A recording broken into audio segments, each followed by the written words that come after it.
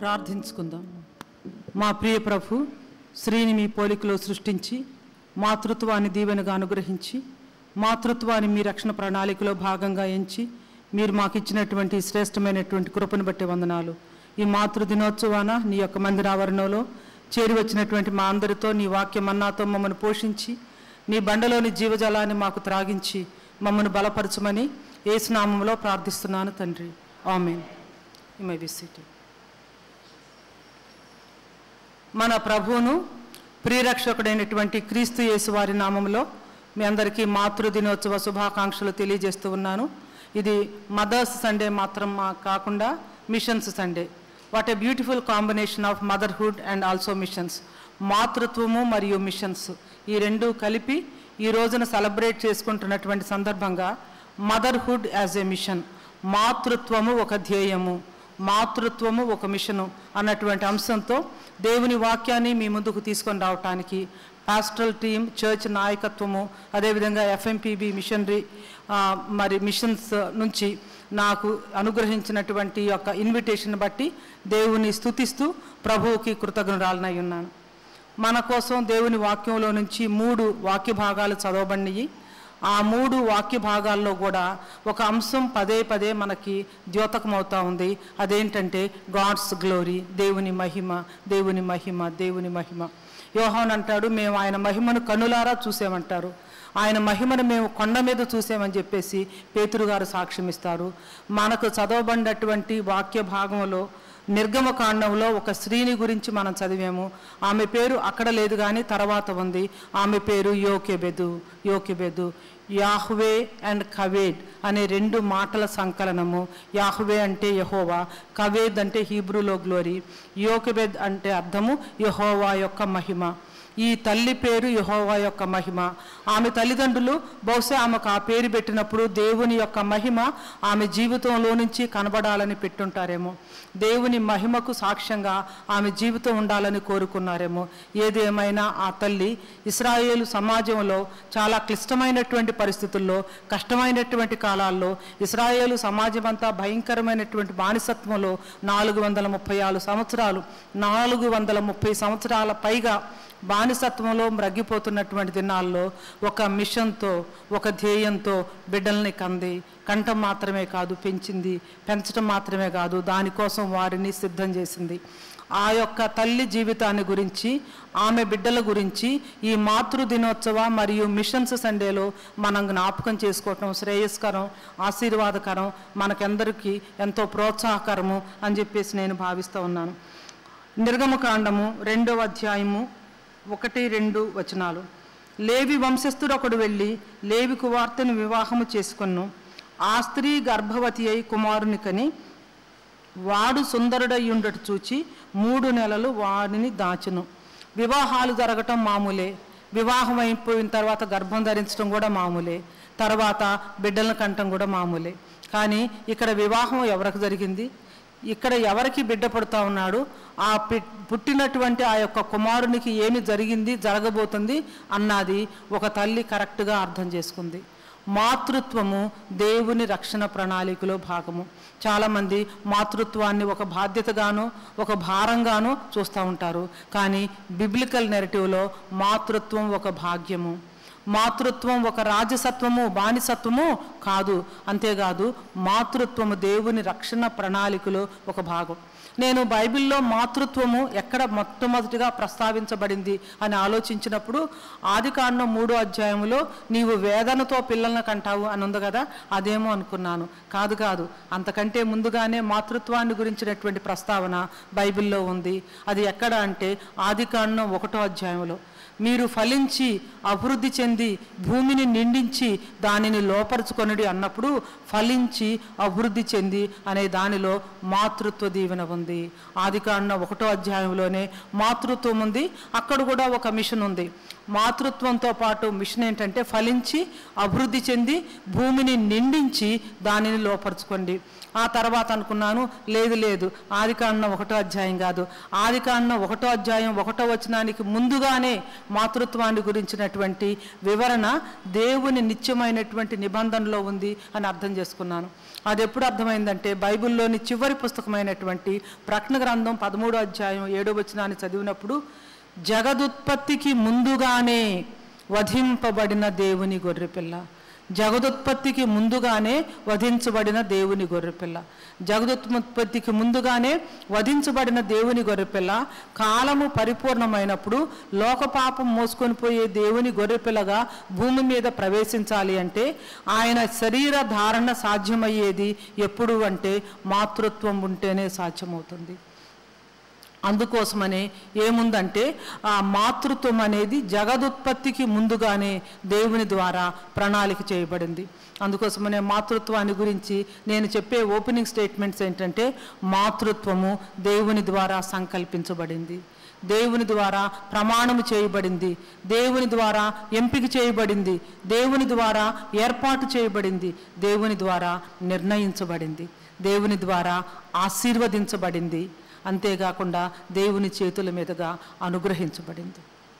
మొట్టమొదటి క్రిస్మస్ వర్తమానాన్ని లోకానికి దేవుడు ప్రోటో ఇవాంజలియాన్ రూపంలో ఆదికాండం 3వ అధ్యాయం 15వ వచనంలో నీ సంతానము, స్త్రీ సంతానము, సర్ప సంతానము ఈ విషయాలు మాట్లాడేటప్పుడు అక్కడ ఆయన ఏమి చేశారంటే, first Christmas message or the gospel was packed in the gift wrap of motherhood. మాతృత్వం అనే ఒక గిఫ్ట్ ర్యాప్లో సువార్తను అందించి యేసు దేవుడు లోకానికి తెలియపరిచినట్లుగా మనం చూస్తాము. ఇంతకీ చెప్పవచ్చేది ఏమిటంటే, మాతృత్వం అనేది దేవుని రక్షణ ప్రణాళికలో ఒక భాగం. అంతేకాదు మాతృత్వాన్ని గురించి ఆలోచించినప్పుడు మనం ఇంకా ఏం అర్థం చేసుకోవచ్చు అంటే, రక్షణ చరిత్ర యొక్క సారాంశాన్ని ఒక్క సెంటెన్స్లో చెప్పాలి అంటే, సర్ప సంతానానికి స్త్రీ సంతానానికి మధ్య వైరం. రక్షణ చరిత్రను ఒక్క సెంటెన్స్లో వివరించాలంటే, the enmity between the seed of the woman and also the seed of the serpent. So సర్ప సంతానానికి స్త్రీ సంతానానికి మధ్య వైరమే రక్షణ చరిత్ర సారాంశమైతే, బైబిల్లో ప్రకటించబడినటువంటి మొట్టమొదటి యుద్ధం ఏమిటంటే సర్పానికి స్త్రీకి మధ్య వైరం, అదే యుద్ధం. అందుకనే స్త్రీని గురించినటువంటి సరైనటువంటి అవగాహన చాలా మతాల్లో లేదు. చాలా మతాల్లో స్త్రీని చాలా డిమీన్ చేయటం కూడా జరుగుతుంది. ఇంకొక మాటలో చెప్పాలంటే, సాతాను యొక్క హిట్ లిస్ట్లో ఉన్న మొట్టమొదటి వ్యక్తి ఎవరు అంటే స్త్రీ. స్త్రీ ద్వారా లోకాన్ని రక్షించబోయే లోకరక్షకుడు వస్తాడన్నటువంటి విషయము సర్పానికి తెలుసు కాబట్టి స్త్రీని డైవర్ట్ చేయటానికి, మిషన్ నుంచి డైవర్ట్ చేయటానికి మరి చాలా సాతాను ప్రయత్నాలు చేసింది. ఒక గొప్ప థియోలాజియన్ అంటాడు, ఫాల్ తర్వాత దైవ భయము కలిగినటువంటి ఏ స్త్రీ గర్భవతి అయినా సాతాను గజగజ వణికిపోయేవాడంట. ఎందుకో తెలుసా? ఈమె గర్భంలో నుంచి నా తల చితగొట్టే ఆయన వస్తాడేమో అని చెప్పేసి. మాతృత్వం యొక్క విలువ అది, మాతృత్వం యొక్క విశిష్టత అది. మరి ఇక్కడ మనం చూసినటువంటి ఈ తల్లి పేరు యోకేబెదు. ఆమె పేరు యొక్క అర్థం ఏమిటంటే యెహోవా మహిమ. ఆమె జీవించినటువంటి కాలము ఇశ్రాయేలు జాతి చరిత్రలో కష్టమైనటువంటి కాలం, చాలా చాలా కష్టమైనటువంటి కాలం. బానిసత్వంలో 430 సంవత్సరాలు మ్రగ్గిపోతూ ఉన్నారు. బలమైనటువంటి ఫరో వాళ్ళను పరిపాలన చేస్తున్నాడు. ఇక వాళ్ళు అక్కడి నుంచి కదలటానికి ఏ విధమైనటువంటి హోప్ అనేది లేదు. కానీ అలాంటి సందర్భాల్లో మాతృమూర్తి అయినటువంటి యోకెబెదు షీ షోడ్ గ్రేట్ ఫెయిత్, గొప్ప విశ్వాసాన్ని ఆమె చూపించింది. ఈ యొక్క యోకెబెదుకున్నటువంటి విశ్వాసము, she is a mother of great faith, గొప్ప విశ్వాసం కలిగినటువంటి తల్లి అనుకోవచ్చు. ఏమిటి ఆమె విశ్వాసం అంటే నిర్గమన విశ్వాసము. మనం రెండవ రాకడ విశ్వాసాన్ని కలిగి ఉన్నాం. యేసుక్రీస్తు ప్రభువు వారి రెండవ రాకడ కోసం ఎదురు చూస్తున్నాం. అలాగే నూతన నిబంధనలో పాత క్రొత్త నిబంధనల మధ్య 400 సంవత్సరాల నిశ్శబ్ద కాలంలో ప్రజలు ఆయన మొట్టమొదటి రాకడను గురించినటువంటి విశ్వాసాన్ని కలిగి ఉన్నారు. అయితే ఇక్కడ 430 సంవత్సరాల బానిసత్వంలో మ్రగ్గిపోతున్నటువంటి ఇశ్రాయేలు సమాజంలో కొద్దిమంది స్త్రీలు ఉన్నారు. వారు ఒక గొప్ప విశ్వాసాన్ని కలిగి ఉన్నారు. ఏమిటి ఆ విశ్వాసం అంటే నిర్గమన విశ్వాసం. ఏమిటి నిర్గమన విశ్వాసం అంటే, వారు ఐగుప్తులో ఉన్నారు, కానీ ఐగుప్తు వారి దేశం కాదు. వారికి ఒక గొప్ప దేశాన్ని దేవుడు వాగ్దానం చేశారు. అది వారి పితరుడైనటువంటి వాళ్ళ ముత్తాత అయినటువంటి అబ్రహాము గారికి దేవుడిచ్చారు వాగ్దానంగా. ఏమిటి అంటే కనాను దేశం. ఈ దేశాన్ని నేను మీకు కంప్లీట్గా వాగ్దానంగా ఇస్తున్నాను అని చెప్పేసి దేవుడు చెప్పారు. కానీ యోసేపు గారి సమయంలో ఆ కరువును బట్టి వారందరూ కూడా కనాను దేశం నుంచి ఐగుప్తు దేశానికి వెళ్ళారు. అక్కడ 430 సంవత్సరాలు ఉన్నారు. వారి పితరుడైనటువంటి యోసేపు చనిపోతూ ఏమని చెప్పారంటే తన బ్రదర్స్ అందరికీ, నేను వెళ్ళిపోతున్నాను, కానీ దేవుడు మిమ్మల్ని దర్శించడానికి వస్తాడు. దేవుడు మిమ్మల్ని దర్శించి ఈ దేశంలో నుంచి మిమ్మల్ని తీసుకుని వెళ్ళేటప్పుడు మీరేం చేయాలంటే నా ఎముకలు ఇక్కడ నుండి తీసుకుని వెళ్ళాలి. యోగబెదకి మనలాగా బైబిల్ అంతా లేదు, అసలు బైబిల్ రాయబడలేదు. మనలాగా మరి విమెన్ మీటింగ్స్ లేవు, ఇంకా ఏమి స్పెషల్ మీటింగ్స్ లేవు. ఆమెకున్నటువంటి బైబిల్ ఏంటంటే 2 వచనాలు, 2 వాగ్దానాలు. ఒకటేంటంటే వాళ్ళ ముత్తాతగారైనటువంటి అబ్రహాము గారికి దేవుడు చేసినటువంటి నిబంధన. ఆ నిబంధనకు గుర్తుగా వాళ్ళ దేహంలో ప్రతి మగబిడ్డ, పుట్టినటువంటి ప్రతి మగబిడ్డ శరీరంలో ఉన్నటువంటి సున్నతి. రెండవది ఏమిటంటే వారి పితరుడైనటువంటి యోసేపు గారి యొక్క ఎముకలు అక్కడున్నాయి. ఆయన సమాధి గుర్తు చేస్తూ ఉంది, మనం ఇక్కడి నుంచి మూవ్ అవ్వాలి, మనం ఇక్కడి నుంచి వెళ్ళిపోయే టైం వస్తుందని. ఆ ఇశ్రాయేలు సమాజం భయంకరమైన దుఃఖంలో ఉన్నారు, వేదనలో ఉన్నారు, ఏడుస్తున్నారు, నిట్టూర్పులు విడుస్తున్నారు. దేవుడు అంటారు వాళ్ళ కష్టాలు నాకే తెలుస్తున్నాయి అని అంటారు. దానికి తోడు ఇంకా కఠినమైనటువంటి శాసనం ఏమొచ్చిందంటే మగబిడ్డలు పుట్టకూడదు, ఒకవేళ పుడితే కాన్పు పీటల మీద చంపాలి, కాన్పు పీటల మీద నుంచి వాళ్ళు సర్వైవ్ అయితే నైలు నదిలో పడేయాలి. మరి మదరింగ్ అంటే ఆమె మాతృత్వాన్ని ప్రాక్టీస్ చేసినటువంటి ఆ దినాలు చాలా కష్టమైన సమయాలు. బిడ్డలను కనాలన్నా కష్టమే, వాళ్ళని పెంచాలన్నా కష్టమే, వాళ్ళని దేవుని పర్పసెస్ కోసం రిలీజ్ చేయడానికి అసలు ఎక్కడుంది విశ్వాసం? చాలా కష్టమైనటువంటి పరిస్థితి. అలాంటి సందర్భాల్లో అప్పటికే యోకెబెదికి అహరోను పుట్టాడు, మిరియాము కూడా పుట్టింది. ఇప్పుడు ఆమె మరలా గర్భం ధరించింది. అలాంటి కండిషన్స్లో గర్భాన్ని ధరించి బిడ్డలను కంటం అనేది చాలా కష్టం. నేను జస్ట్ హిస్టరీ చూస్తున్నప్పుడు గత 4 డికేడ్స్లో ఒక్క అమెరికా దేశంలో 40 million children were aborted. 40 million children were aborted. ఒకవేళ ఇండియాలో లెక్క తీసుకుంటే ఎంత అవుద్దో మనకు తెలియదు. ప్రపంచమంతా లెక్క తీసుకుంటే ఎన్ని మిలియన్స్ ఆఫ్ చిల్డ్రన్ అబార్షన్స్ రూపంలో, భ్రూణ హత్యల రూపంలో అబార్ట్ చేయబడుతున్నారో తెలియదు. This is gross sin and assassination. కానీ ఇక్కడ ఒక తరం తల్లులను చూస్తున్నాము, వాళ్ళు లైఫ్ని కాపాడుతున్నారు, లైఫ్ను ప్రొటెక్ట్ చేస్తున్నారు, లైఫ్ని క్యారీ చేయడానికి చాలా ధైర్యంగా ముందుకు వస్తున్నారు. ఆ లైఫ్ కోసం లైఫ్ని పెట్టడానికి, లైఫ్ని రిస్క్లో తీసుకోవటానికి కూడా వాళ్ళు ఏమైనా కట్టలేదు. That is motherhood dear friends. అదే మాతృత్వం అంటే, అదే మాతృత్వంలో ఉన్నటువంటి గొప్ప విశిష్టత. నేను అనుకుంటాను ఆమె గర్భవతి అయిన దగ్గర నుంచి టెన్షన్ మొదలై ఉంటుంది యోకెబెదికి, అబ్బాయా అమ్మాయ. ఎందుకంటే ఈ రోజులాగా స్కానింగ్లు ఏమీ లేవు కదా. అయితే ఆమెకు అర్థమైపోయింది గర్భంలో ఎదుగుతున్నది ఒక ప్రత్యేకమైన శిశువు అని. ఆ బిడ్డ పుట్టిన వెంటనే he was a fine child. మరి మోషే యొక్క తల్లిదండ్రులు ఆ బిడ్డ దివ్య సుందరుడయుండుట చూచి ఆ బిడ్డను 3 నెలలు దాచిపెట్టి, ఏమి చూశారు, ఎందుకు దాచిపెట్టారు అనుకున్నారు. వాళ్ళకి ఈ బిడ్డకి నిర్గమన విశ్వాసానికి సంబంధం ఉంది, ఈ బిడ్డే ఇతనే నాయకుడుగా ఉండి ఈ సమయంలో నుంచి మనలను ఇక్కడి నుంచి తీసుకొని వెళ్తాడు. ఎందుకంటే అబ్రహాముతో దేవుడు చెప్పినప్పుడు 4వ తరం వారు ఇక్కడి నుంచి వస్తారని చెప్పారు కదా. కాబట్టి లేవి నుంచి పోల్చుకుంటే ఆ తర్వాత 4వ తరంలోనే కరెక్ట్గా మోషే ఉంటాడు. అందుకోసమనే మోషే పుట్టినప్పుడు తల్లిదండ్రులకి అర్థమైంది. ప్రతి తల్లికి ప్రతి తండ్రికి తెలుసు. మరి తల్లికైతే గర్భంలో ఉన్నప్పటి నుంచి తెలుసు. ఒక బిడ్డను కన్సీవ్ చేసిన దగ్గర నుంచి బిడ్డ ఎదుగుతూ ఉన్నప్పుడు, బిడ్డ జన్మించిన తర్వాత somehow each praying mother will have a sense that God has a plan for this child. God has a purpose for this child. ఈ బిడ్డ వల్ల దేవునికి ఒక ప్రణాళిక, ఒక సంకల్పం ఉందని అర్థమవుతుంది. ఎందుకంటే వారిరువురు కూడా చాలా ఆలోచిస్తున్నారేమో, దేవుని రక్షణ ప్రణాళికను గురించి ఆలోచిస్తున్నారేమో, ఇశ్రాయేలు సమాజం గురించి ఆలోచిస్తున్నారేమో, దేవుడిచ్చినటువంటి వాగ్దానం గురించి ఆలోచిస్తూ ఉన్నారేమో. దేవుడు వారికి ఒక గొప్ప ధైర్యం ఇచ్చారు. She is a mother of great faith. దాన్నే ఏమన్నానంటే నిర్గమన విశ్వాసము అన్నాను. దేవుడు వాళ్ళని ఇక్కడి నుంచి తీసుకొని వెళ్తారని ఆమె నమ్మింది. ఆ వెళ్ళటంలో దేవుడు తనకిచ్చినటువంటి బిడ్డల యొక్క పాత్ర ఉంది అన్నటువంటి విషయాన్ని గ్రహించింది. వారిని ఆ విధంగానే సిద్ధం చేసింది. మీకా గ్రంథం 6వ అధ్యాయం 4వ వచనంలో మీకా ప్రవక్త అంటారు, దాస్య గృహమైనటువంటి ఐగుప్తులో నుంచి నేను మిమ్మల్ని విడిపించాను, మిమ్మల్ని నడిపించడం కోసం అహరోను, మిరియాము, మోషేలను నియమించితిని. ఐగుప్తు దేశంలో నుంచి ఇశ్రాయేలీలను బయటకు తీసుకొని రావటానికి దేవుడు వాడుకున్న నాయక త్రయము ఎవరు అంటే మోషే, అహరోను, మిరియాము.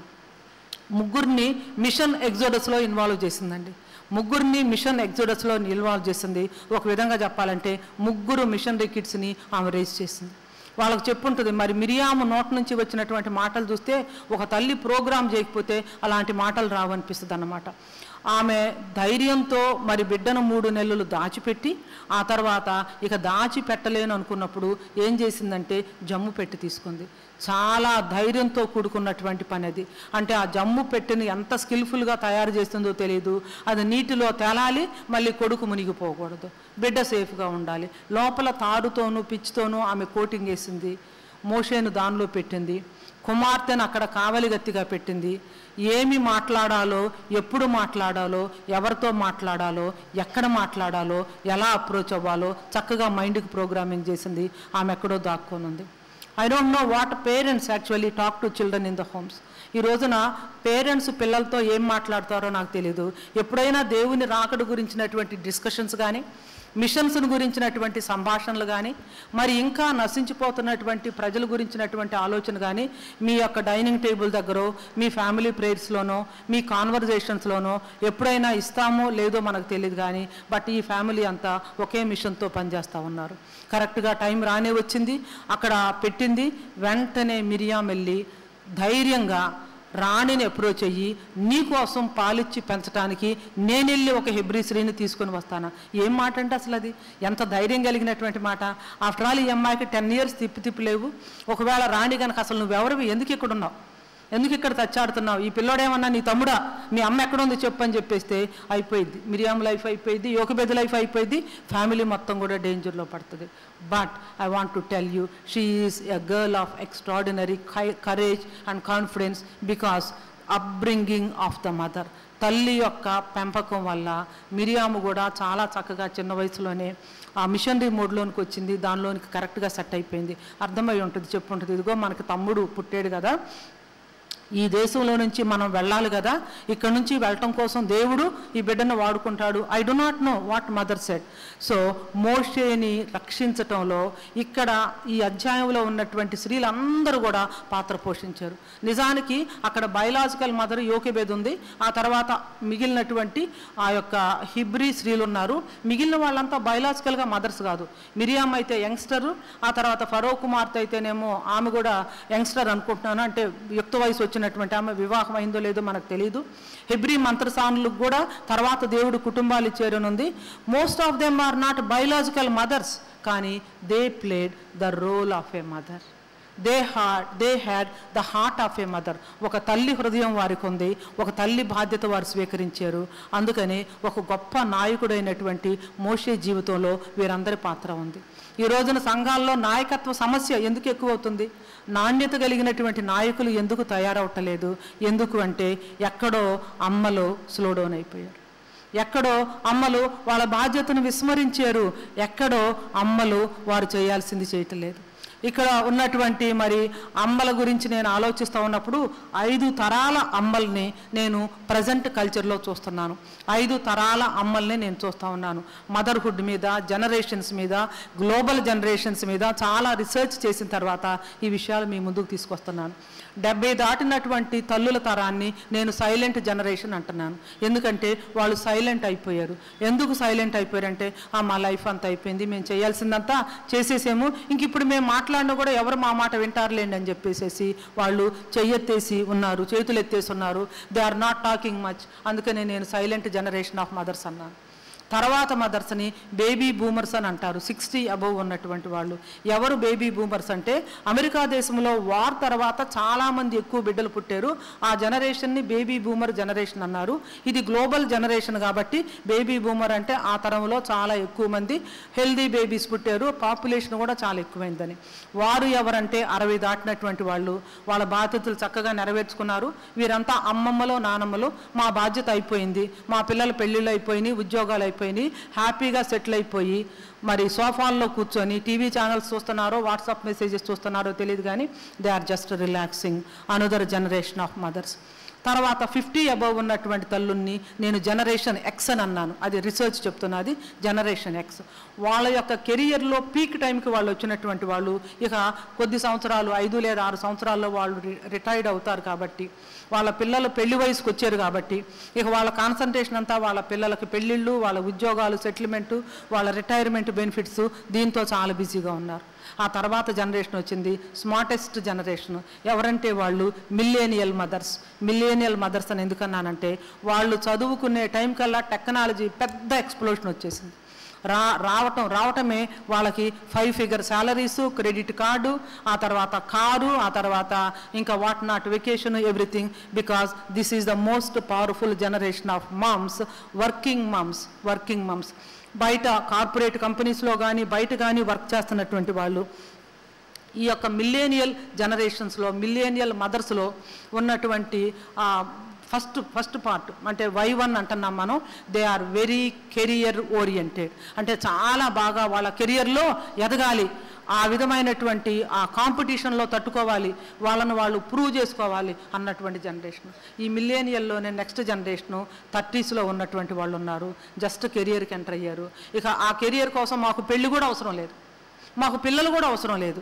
ఎందుకంటే పెళ్లి చేసుకుంటే ఆటంకం, పిల్లల కంటే డిస్టర్బెన్స్. కాబట్టి మేము పెళ్ళిళ్ళు చేసుకోము, పిల్లలు మాకు అవసరం లేదు. ఇంకొంతమంది ఏమంటున్నారంటే డింక్ అనే కల్చర్ని వాళ్ళు అడాప్ట్ చేసుకుంటున్నారు. ఏంటంటే డింక్ అంటే double income no kids.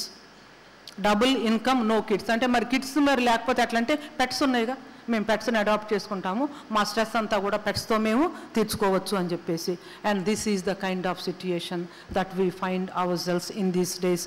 Dear mothers, ఈ జనరేషన్స్ యొక్క ఆ grandchildren, silent generation, baby boomers, Gen X యొక్క గ్రాండ్ చిల్డ్రను, మిల్లేనియల్స్ యొక్క పిల్లల్ని కనుక చూస్తే 3 తరాల పిల్లల్ని నేను చూస్తున్నాను.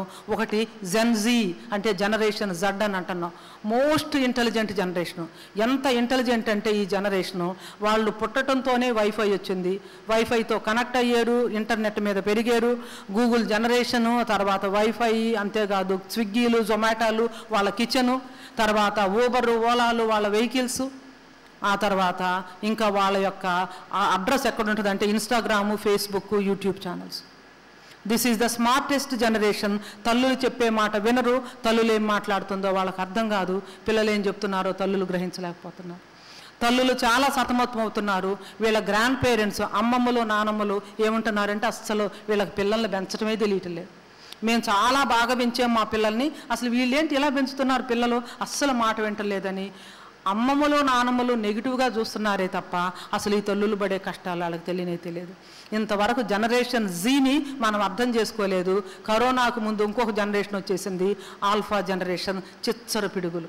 అసలు వాళ్ళకి చిప్పే లోపల ఉంటుంది, ఇంకా వాళ్ళని ఎలా హ్యాండిల్ చేయాలో నాకైతే అర్థం కావట్లేదు. రీసెంట్గా బీటా జనరేషన్ బేబీ కూడా ఇండియాలో పుట్టడం జరిగింది. అసలు వాళ్ళు ఎట్లుంటారో ఆలోచించడానికి కూడా నా మైండ్ ఇంకా పనిచేయట్లేదు. కొంత టైము అవసరము, ఇక్కడ ఆగాలని చెప్పేసి అనిపించింది. Let us stop for a while and think. ఇది మనం ఉన్నటువంటి పరిస్థితి అయితే ఈ తరాలని ఏ రీతిగా మిషన్ మైండెడ్ చిల్డ్రన్గా మనం తీసుకొని రాబోతున్నాం. మాతృత్వాన్ని దేవుని రక్షణ ప్రణాళికలో భాగంగా మనం ఎలా చూడగలం, ఎలా తీసుకొని రాగలం, ఇది సంఘం ముందున్నటువంటి ప్రశ్న. సంఘం ముందున్నటువంటి ప్రశ్న ఏంటంటే how can we raise children for God and also release children for God. ఇంతకంటే కూడా టఫ్ సిట్యుయేషన్స్లో యోకెబెదు లాంటి తల్లి 3 పిల్లల్ని పెంచి మిషన్ ఎగ్జోడస్లో వాళ్ళను తయారు చేసి ఎంతో అద్భుతమైనటువంటి ధైర్యాన్ని, ఎంతో అద్భుతమైనటువంటి తెలివిని, ఎంతో అద్భుతమైనటువంటి ప్రతిభను కనపరిచినప్పుడు మనం చేయలేము. ఇంతకుముందు నేను స్త్రీల గురించి చెప్పాను కదండి. ఎగ్జోడస్లో ఉన్నటువంటి ఆ స్త్రీలంతా కూడా ధైర్యం కలిగిన వాళ్ళు, సాహసం కలిగిన వారు, దేవునికి భయపడిన వారు. ఫరోకు వాళ్ళు భయపడలేదు. అవసరమైతే పిల్లల కోసం వాళ్ళ ప్రాణాలను పెట్టడానికి కూడా సిద్ధంగా ఉన్నారు. నేను అనుకుంటాను ఈ గోషన్లో ఉన్న స్త్రీలందరూ కూడా ఒక నెట్వర్క్ ఫామ్ చేసుకుని ఉంటారు, ఎయిర్టెల్ లాగా. ఓకే, నెట్వర్క్ ఫామ్ చేసుకొని వాళ్ళకు వాళ్ళు మాట్లాడుకుని, ఇదిగో గర్భం ధరించింది, కనబోయే టైంకి నేను లేట్ చేస్తాను, అందుకంటే ముందే మీరు కనేసేయండి, నేను వెళ్ళిన తర్వాత నేను వెళ్ళేసరికి కనేసారని చెప్తాను, సరిపోయిందా, ఫినిష్.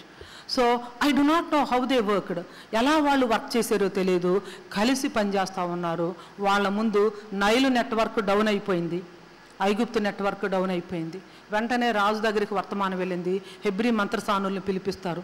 వాళ్ళు అంటారు, అసలు ఏంటి పరిస్థితి అంటే, ఎంత ధైర్యం అండి వాళ్ళకి, ఎంత ధైర్యం అంటే వాళ్ళకి హెబ్రీ స్త్రీలు ఐగుప్తు స్త్రీల వంటి వాళ్ళు కాదు. పొలిటికల్ స్టేట్మెంట్ అది. ఏం చెప్తున్నారు? They are comparing the Hebrew women to the Egyptian women and they are saying Hebrew స్త్రీలు అలాంటి వాళ్ళు అంతటితో ఆగారా, వాళ్ళు చాలా చురుకైన వాళ్ళు. ఇంకా అంతేకాదు, అసలు మంత్రసాని వెళ్ళటానికి ముందే వాళ్ళు బిడ్డలు కానేస్తారు. I want to ask you, what is the evaluation of the Christian women in the society now? క్రైస్తవ స్త్రీల గురించి, క్రైస్తవ భార్యల గురించి, క్రైస్తవ తల్లుల గురించి లోకం ఏమని అనుకుంటా ఉంది? ఇది ఆలోచించవలసినటువంటి ప్రశ్న. మరి యెహోవా మహిమ అని అర్థము. ఈ ముగ్గురు బిడ్డల్ని పెంచినటువంటి ఈ యొక్క తల్లి మోషే తన దగ్గర ఉన్నప్పుడు ఆమె పెంపకంలో మోషే చక్కని విలువలు ఎంతగా ఆయన ఏర్పాటు అయింది అంటే, ఎంతగా ఆయన గ్రహించాడు అంటే, పెద్దవాడైనప్పుడు ఐగుప్తు దేశపు భోగభాగ్యాల కంటే దేవుని ప్రజలతో శ్రమ అనుభవించటం మేలని ఎంచి ఫరో కుమార్తె కుమారుడనని అనిపించుకొనుటకు ఇష్టపడలేదు. ఫరో కుమార్తె కుమారుడనని అనిపించుకొనుటకు ఇష్టపడలేదు. అద్భుతమైన విషయం, అద్భుతమైన విషయం. Mothers, how is our upbringing? ఎలాంటి బిడ్డలను మనం పెంచుతున్నాము? మీ ఇంట్లో పెరుగుతున్నటువంటి మీ బిడ్డలు రాబోయే తరానికి నాయకులని మీకు తెలుసా? మీ సండే స్కూల్లో మీరు టీచ్ చేస్తున్నటువంటి బిడ్డల యొక్క భవిష్యత్తుకు, మీ సంఘ భవిష్యత్తుకు ముడివడి ఉందని తెలుసా? ఈ రోజున సంఘంలో కానీ దేశంలో కానీ మిషన్స్కి కానీ సరైనటువంటి నాయకులు లేకపోతే, నన్ను క్షమించాలి తల్లులు, మాతృదినోత్సవం అని చెప్పేసి ఇలాంటివి మాట్లాడుతున్నారేంటి మీరని అనొద్దు. ఎందుకంటే దేవుడు ఏది చెప్తే అది మాట్లాడాలి కాబట్టి. నేను అనుకుంటాను, ఎక్కడో తల్లులు ఫెయిల్ అయిపోయాం, ఎక్కడో పొరపాటు జరిగింది, ఎక్కడో గ్యాప్ వచ్చేసింది. మనము ఆలోచించుకోవాల్సినటువంటి సమయం ఇది. మరి యోకెబెదు యొక్క ముగ్గురు కుమారులు కూడా దేవుని మహిమను 3 అద్భుతమైనటువంటి విధానంలో చాటించారు. ఎలా చాటించారో చెప్పమంటారా? మోషే సీనాయి పర్వతం మీద దేవుని మహిమను చూశాడు. ఆయన సీనాయి పర్వతం మీద దేవుని మహిమను చూస్తే ఆయన ముఖం వెలిగిపోతూ ఉంటే ఇశ్రాయేలు సమాజం కళ్ళు మూసుకున్నారు, మేము చూడలేమని. అప్పుడు మోషే వేలేసుకోవాల్సి వచ్చింది ఫేస్ మీద. దేవుని మహిమను చూశాడు. సీనాయి పర్వతం మీద దేవుడు ప్రత్యక్ష గుడారాన్ని గురించినటువంటి మోడల్ ఇచ్చారు. ఆ ప్రత్యక్ష గుడారాన్ని గురించినటువంటి మోడల్ ఇస్తే, ఆ ప్రత్యక్ష గుడారంలో అన్నీ కూడా ఆవరణము, పరిశుద్ధ స్థలం, అతి పరిశుద్ధ స్థలం, అతి పరిశుద్ధ స్థలంలో ఆర్క్, దాన్ని నిబంధన మందసము అంటారు. చిగురించు మన్నా గల బంగారు పాత్ర, అహరోను చేతికర్ర, ధర్మశాస్త్రం కలిగి ఉన్నటువంటి రాతి పలకలు దానిలో పెట్టాడు. ఆ యొక్క ప్రత్యక్ష గుడారాన్ని ఎస్టాబ్లిష్ చేసిన తర్వాత షకైనా గ్లోరీ, దేవుని యొక్క మహిమ వచ్చి, తేజో మహిమ వచ్చి ఆ మందిరాన్ని నింపితే ఇంక అక్కడ ఎవరూ వెళ్ళలేకపోయారు. అద్భుతమైనటువంటి దేవుని యొక్క గ్లోరీ చూడండి. తల్లి పేరు యెహోవా మహిమ, కుమారుల జీవితాల్లో కూడా ఆ మహిమ ఎంతో ప్రస్ఫుటంగా కనిపిస్తూ ఉంది, రిఫ్లెక్ట్ అవుతూ ఉంది. అహరోను దగ్గరికి వద్దాం. అహరోను కూడా తక్కువేమి కాదు. ఆయన ఎవరు అంటే ప్రధాన యాజకుడు. ఆ యాజకు వస్త్రాలు వేసుకొని ఊరీము తిమ్ముము పెట్టుకొని ఇశ్రాయేలు 12 గోత్రాలను దేవుని సన్నిధిలో రిప్రజెంట్ చేస్తూ యాజకత్వ పరిచర్య, బహు అద్భుతమైనటువంటి పరిచర్య, బహు గ్లోరియస్ పరిచర్య. ఆ ప్రత్యక్ష గుడారంలో దేవుని ఎదుట నిలవబడి ప్రధాన యాజకుడుగా ఆయన పరిచర్య చేస్తూ ఉంటే దేవుని మహిమ మళ్ళా ఇంకొకసారి తళుక్కుమని అహరోను జీవితంలో నుంచి మెరుస్తూ ఉండలేదు, మెరుస్తూ ఉంది. మిరియాము దగ్గరికి వస్తాం. ఆమె కూడా తక్కువేమీ కాదు. ఆమె అద్భుతమైనటువంటి ఆరాధికురాలు. చక్కగా పాటలు రాసింది. యెహోవాను గానము మనము చేస్తాము ఏకముగా అని మనం పాడతాము. యెహోవాను గానము చేసేదము ఏకముగా, మనకు రక్షకుడు ఆయనే. అది మిరియాము సంకల్పించినటువంటి, మిరియాము రాసినటువంటి పాట అని చెప్పేసి నేను అనుకుంటున్నాను. మోషే అహరోనులు ఉన్నప్పటికీ కూడా ఆమె తంబుర తీసుకొని ఆమె ఆరాధన నడిపిస్తూ ఉంటే సర్వ సమాజం అంతా కూడా ఆరాధనలో మునిగిపోయింది. దేవుని గ్లోరీ మరొకసారి మిరియాము జీవితంలో నుంచి వచ్చింది. ఒక తల్లి, ఆమె పేరు యెహోవా మహిమ. ఆమెకు 3 పిల్లలు, వాళ్ళు కూడా దేవుని మహిమను వారి జీవితాల్లో నుంచి చూపించారు. క్లిష్టమైన పరిస్థితుల్లో, కష్టమైన పరిస్థితుల్లో 400 సంవత్సరాల బానిసత్వంలో మగ్గిపోయినటువంటి ఇశ్రాయేలు సమాజంలో నుంచి ఆమె కష్టమైనటువంటి సమయాల్లో తన యొక్క మాతృత్వాన్ని చక్కగా ప్రభు కోసం ఆమె అర్పించి 3 టాప్ క్లాస్ లీడర్స్ని అరణ్యంలో ఉన్నటువంటి ఆ ఇశ్రాయేలు సమాజానికి అందించింది. ఇశ్రాయేలీలు నిర్గమనంలో వారు ప్రధానమైనటువంటి పాత్రను పోషించారు. 3 మెయిన్ లైన్ లీడర్స్ని మరి ఆ తరానికి అందించిందంటే చాలా శ్రేష్టమైనటువంటి తల్లి యోకెబెద్. ఇంకా కొంచెం వద్దాం. ఇశ్రాయేలీలు మరి అరణ్య మార్గాల్లో నుంచి వాగ్దాన దేశంలోనికి వచ్చారు. దేవుడు వారికి న్యాయాధిపతులను ఇచ్చారు. ఆ న్యాయాధిపతుల్లో ఒక ఆయన పేరేంటంటే ఏలీ.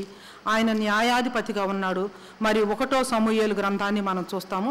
1వ సమూయేలు గ్రంథం 4వ అధ్యాయంలో అక్కడ ఏలీ అనే న్యాయాధిపతి పరిపాలిస్తూ ఉన్నాడు. ఆయనకి 2 కొడుకులు ఉన్నారు. వారు ఎవరు అంటే హోప్ని మరియు ఫీనెహాసు. దుష్టులు, ఒక మాటలో చెప్పాలంటే దుర్మార్గులు, దేవునికి ఎంతో భయంకరమైనటువంటి అయిష్టమైనటువంటి కార్యాలు చేస్తున్నటువంటి వాళ్ళు. సమాజ మందిరాన్ని ఒక విధంగా చెప్పాలంటే ఆ యొక్క ప్రత్యక్ష గుడారాన్ని, షిలోహులో ఉన్న ప్రత్యక్ష గుడారాన్ని అపవిత్రపరిచినటువంటి వారు. ప్రత్యక్ష గుడారానికి మందిరానికి వాళ్ళు తీసుకుని వస్తుంటే అర్పణలు ముందు మాకు ఇవ్వండి అని వైలెన్స్తో తీసుకున్నటువంటి వాళ్ళు. ప్రత్యక్ష గుడారం దగ్గర సేవ చేయడానికి వస్తున్నటువంటి స్త్రీలతో శయనించినటువంటి భయంకరమైనటువంటి పాప జీవితం కలిగిన వాళ్ళు. తండ్రి ఏం మాట్లాడలేదా? తండ్రి చెప్పినా వినలేదు. తల్లి ఏం చేస్తూ ఉంది? నాకైతే తెలియదు. తల్లి పేరు ఇక్కడ లేదు. వారితే వీరిరువురికి భార్యలు ఉన్నారు. హోప్ని భార్య, ఫీనెహాసు భార్య. ఆ సమయంలోనే ఫిలిష్తీయులు యుద్ధానికి వచ్చారు. ఫిలిష్తీయులు యుద్ధానికి వచ్చినప్పుడు ఇంక వీళ్ళకి ఏం చేయాలో తెలియలేదు. ఇశ్రాయేల్లో నాయకత్వం ఏమీ లేదు. లీడర్స్ అందరూ కలిశారు. ఏం చేద్దాం, దేవుడు మనల్ని కాపాడాలంటే ఏం చేద్దాం? అయితే దేవుని సన్నిధి ఉన్నటువంటి ఆర్క్ని, నిబంధన మందసాన్ని మనం యుద్ధ భూమిలోనికి తీసుకొని వెళ్దామా? ఎందుకంటే ఏలీని తీసుకొని వెళ్ళలేరు. ఎందుకంటే ఏలీ కళ్ళు మందంగా ఉన్నాయి. ఆయన కాలు వేసే స్థితిలో లేడు. ఏలీ కుమారులను చూడబోదామా? హోప్ని ఫీనెహాసులు వాళ్ళు సేవకులు అనటానికి వీలు లేదు. యాజకత్వ లక్షణాలు వాళ్ళ దగ్గర అసలు ఏమీ కనిపించట్లేదు. ఇక there is no other way. పోనీ న్యాయాధిపతుల కాలంలో ప్రజలన్నా సరిగా ఉన్నారంటే అది కూడా లేదు. మరి ఎవరికి వచ్చిందో ఐడియా తెలియదు. కానీ ఆ నిబంధన మందసాన్ని ఫిలిష్తీయుల దండులోనికి తీసుకొని వెళ్ళారు. ఫిలిష్తీయులకి గజగజ భయం వణికింది. అమ్మో, వాళ్ళ దేవుడు వాళ్ళ మధ్యకు వచ్చాడు, ఏమవుతుందో మన పరిస్థితి అని. ఏమవుతుంది? ఇశ్రాయేలు సమాజం నిండా పాపం ఉంది కాబట్టి భయంకరంగా ఇశ్రాయేలీలు ఓడిపోయారు. దేవుని నిబంధన మందసం పట్టబడింది. చాలా లో point in the history of Israel. ఎప్పుడైతే నిబంధన మందసం పట్టబడిందని తెలిసిందో ఏలీ వెనక్కి ఒరిగి ఆయన చనిపోతాడో. ఆయన మెడ విరిగిపోయింది. ఆయన కోడలుంది, ఎవరంటే ఫీనెహాసు భార్య. ఆమె గర్భవతి. సేమ్ నిర్గమకాండంలో ఉన్నటువంటి సీన్స్ ఇక్కడ రిపీట్ అవుతున్నాయి.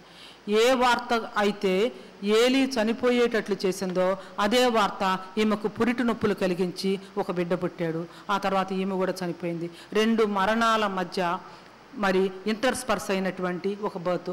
ఒక మరణము మధ్యలో ఒక జన్మ. ఎవరు ఆ జన్మ అంటే ఈకాబోదు.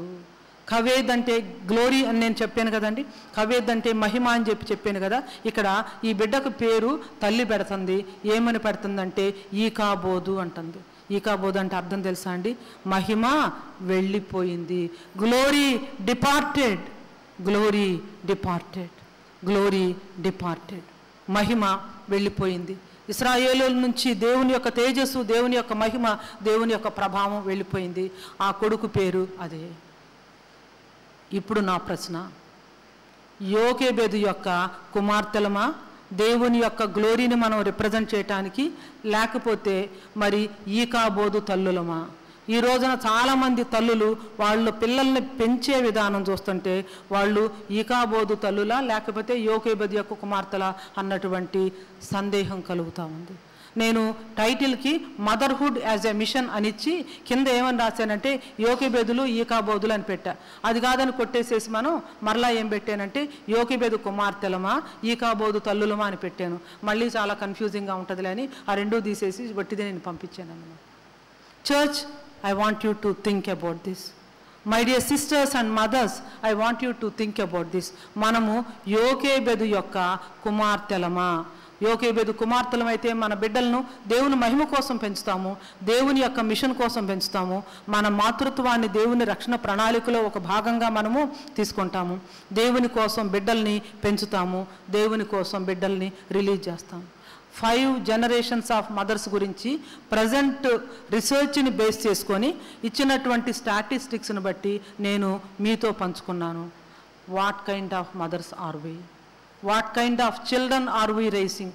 మనం ఉన్నటువంటి తరంలో మన బిడ్డలకి దేవుని యొక్క మన మాతృత్వాన్ని దేవుని రక్షణ ప్రణాళికలో ఒక భాగంగా తీసుకొని మిషన్స్ను గురించినటువంటి అవేర్నెస్ బిడ్డలకు తీసుకొని వచ్చి పెంచాలి అంటే మనం చేయాల్సింది ఏమిటంటే యోకెబెదును ఫాలో అవ్వాలి. యోకెబెదు జీవించినటువంటి జీవితము, ఆమె జీవించినటువంటి టైమ్స్, వీటన్నిటిని జ్ఞాపకం చేసుకుంటే మనకి అర్థమవుతూ ఉంది. సో అక్కడ యోకెబెద్ తర్వాత ఈకాబోద్. ఆ తర్వాత ఏం జరిగిందో తెలుసా? ఈకాబోద్ తర్వాత మందిరము, దేవుని యొక్క ఆర్క్ నిబంధన మందసం పట్టబడింది. చాలా కాలం ఫిలిస్తీన్ల దేశంలోనే ఉంది. తర్వాత ఒబేదోదోము ఇంటికి వచ్చింది. ఆ తర్వాత సొలొమోను దేవాలయాన్ని కట్టడం జరిగింది, అక్కడికి వచ్చింది. సో మొట్టమొదటి దేవాలయము ఏదేను వనంలో ఉన్నది. అదే ఏదేను వనమే ఒక దేవాలయం. రెండవ దేవాలయం ప్రత్యక్ష గుడారం. మూడవ దేవాలయం సొలొమోను కట్టిన దేవాలయం. నాలుగో దేవాలయం మరి జెరుబ్బాబెలు కట్టిన దేవాలయం చెరలో నుండి తిరిగి వచ్చిన తర్వాత. ఐదో దేవాలయం ఏంటో తెలుసా? యేసుక్రీస్తు ప్రభు వారే దేవాలయం. ఆయన అన్నారు, ఈ దేవాలయాన్ని పడగొట్టండి, నేను దీన్ని 3 దినాల్లో లేపుతానన్నారు. కాలము పరిపూర్ణమైనప్పుడు ఆ వాక్యము శరీరాన్ని ధరించుకొని మన మధ్యను గుడారము వేసుకున్ను. He pitched his tent among us అని చెప్పి మనం చూస్తాం. మన మధ్యను ఆయన గుడారాన్ని వేసుకున్నారు. ఆయనే దేవాలయం. ఆ దేవాలయం సెలువులో మన నిమిత్తం ఆయన దేహం చీల్చబడిన తర్వాత ఇంకొక దేవాలయం వచ్చింది, నువ్వు నేనే ఆ దేవాలయం.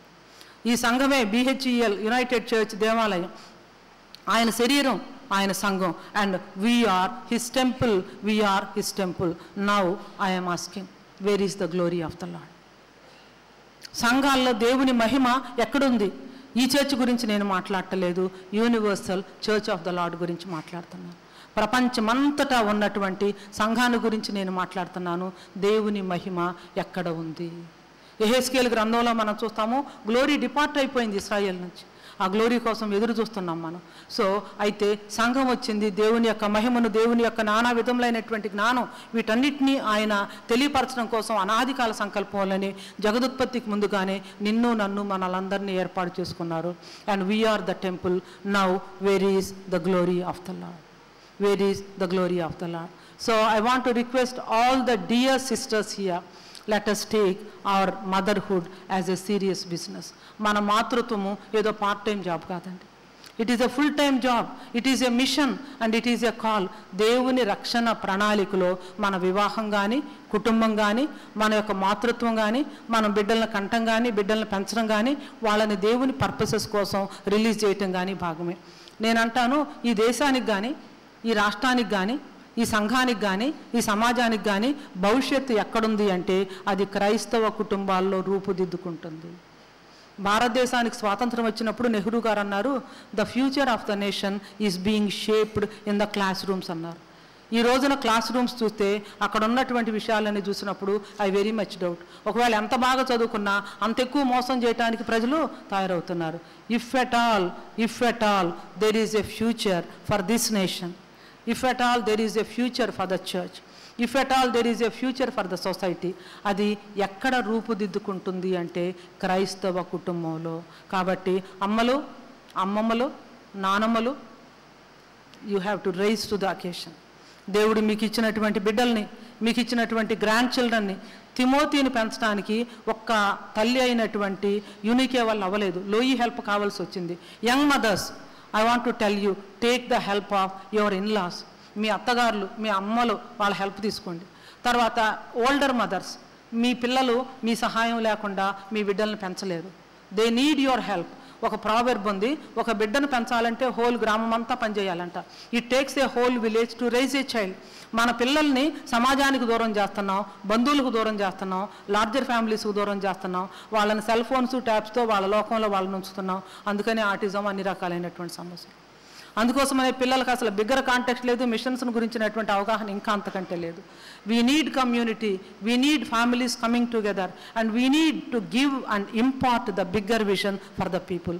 కాబట్టి ఈ యొక్క మాతృ దినోత్సవాన, ఈ మిషనరీ దినోత్సవాన మాతృత్వాన్ని ఒక ధ్యేయంగా, మాతృత్వాన్ని ఒక భాగ్యంగా, మాతృత్వాన్ని ఒక లెగసీగా, మాతృత్వాన్ని దేవుని రక్షణ ప్రణాళికలో సింహభాగము కలిగినటువంటి ఒక అద్భుతమైనటువంటి విషయంగా తీసుకొని తల్లులమైన మనం దేవుని మహిమ కోసం బిడ్డలను పెంచుతామని, దేవుని యొక్క పని కోసం, పరిచర్య కోసం ఆ బిడ్డలను రిలీజ్ చేద్దామని raising children for God and also releasing for God. ఇది గనక జరగాలి అంటే అమ్మలందరికీ ఒక చిన్న అసైన్మెంట్ ఇచ్చి నేను క్లోజ్ చేస్తున్నాను.